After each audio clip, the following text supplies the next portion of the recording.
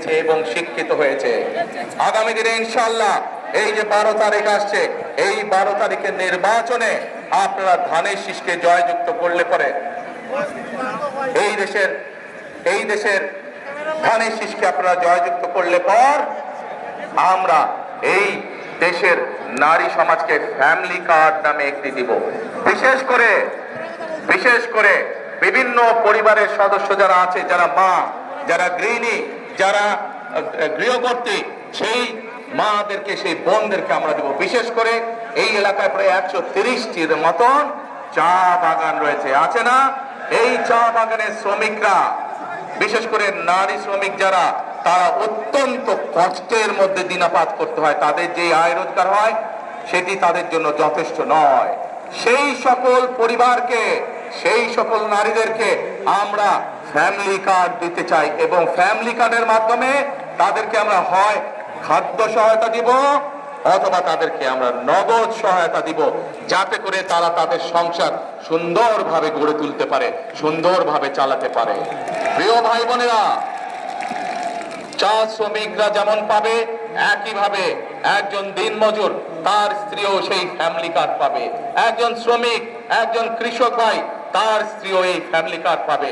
আমরা এইভাবে যে সকল নারীরা খালেদা জিয়ার সরকারের সময় শিক্ষার সুযোগ পেয়েছে, সেই নারীদেরকে শিক্ষা হোক বা না হোক, কোন নারী যদি শিক্ষিত হয় কিন্তু সেই নারীর যদি পরিবার থাকে, প্রত্যেকটি নারীকে ইনশাআল্লাহ ঘরে ঘরে আমরা ফ্যামিলি কার্ড পৌঁছে দিব।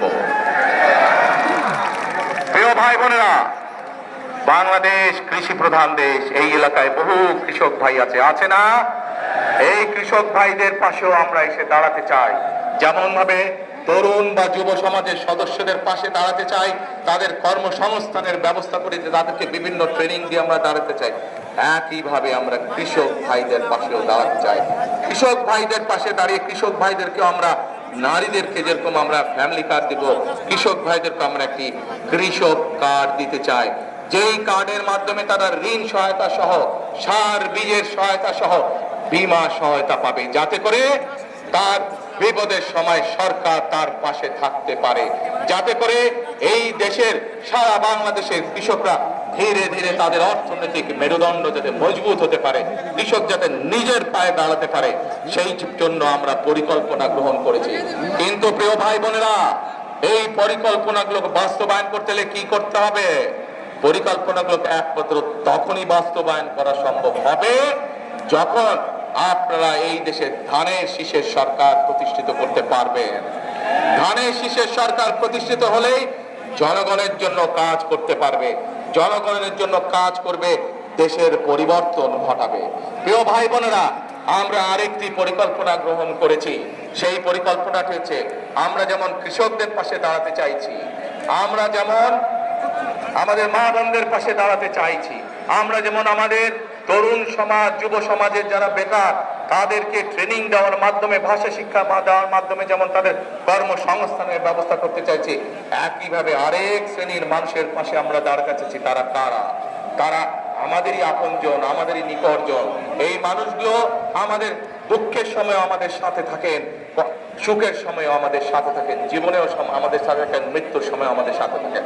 অর্থাৎ আমাদের বিভিন্ন সারা দেশে যে মসজিদ আছে, মাদ্রাসা আছে, সেখানকার খতিব সাহেবরা, সেখানকার ইমাম সাহেবরা, মুয়াজ্জিম সাহেবরা, আমরা এই মানুষগুলোর জন্য সরকারের পক্ষ থেকে একটি সম্মানের ব্যবস্থা করতে চাই, যেন মসজিদের ইমাম সাহেব, খতিব সাহেব, মুয়াজ্জিম সাহেবরা যেন আত্মসম্মান নিয়ে সম্মানের সাথে এই সমাজে বসবাস করতে পারে।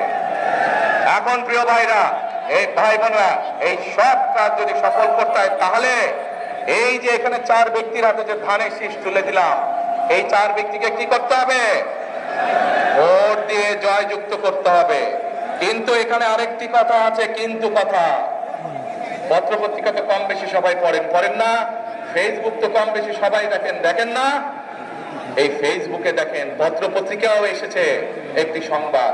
কি সেই সংবাদ?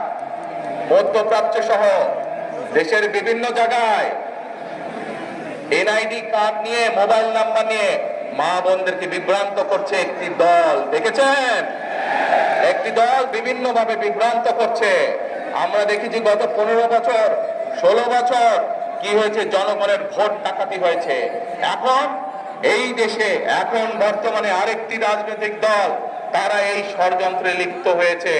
এইখানে আজকে যারা উপস্থিত আছেন আপনাদের কাছে আমি বিনীত অনুরোধ করব এবং আপনাদের মাধ্যমে এই পুরা জেলার 4টি নির্বাচনী এলাকার যত ভাই বোন মুরব্বী আছেন যারা ভোটার আছেন সকলকে আমি অনুরোধ করব অত্যন্ত সতর্ক থাকার জন্য, সজাগ থাকার জন্য। কারণ এরা মানুষকে বিভ্রান্ত করছে এবং এরা ষড়যন্ত্র শুরু করেছে। পত্রিকায় পড়েছি আমরা, সোশ্যাল মিডিয়াতে সামাজিক যোগাযোগ মাধ্যমে দেখেছি যে ব্যালট পেপার তারা গায়েব করে দিচ্ছে, সব ব্যালট পেপার নিজেদের কবজায় নিয়ে নিচ্ছে।